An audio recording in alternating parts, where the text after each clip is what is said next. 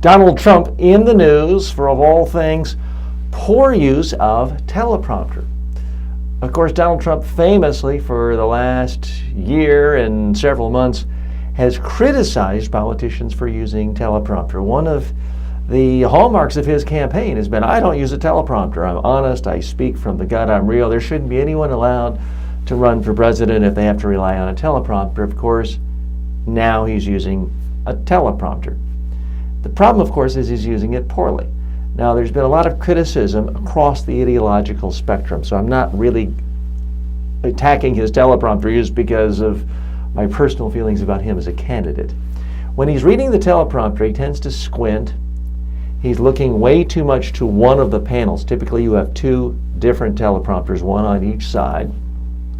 He's spending all of his time looking at one, and he's tripping on words. He's mangling words. He looks as though he is looking at the text for the first time. You can't do that. You have to spend time practicing and rehearsing. He famously doesn't like that.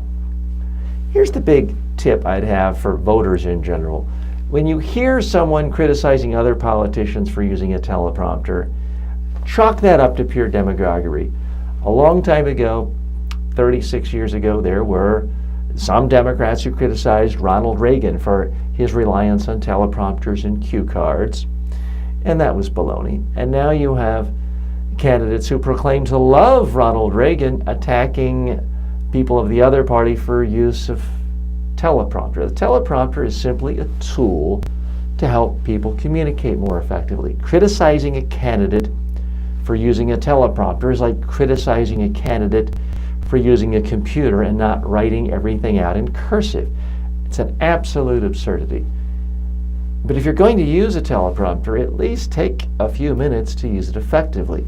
Many of you have heard me say this before, but again, the basic tips with teleprompter, you got to practice out loud before you're doing it in front of the real audience. You've got to be familiar with all the words.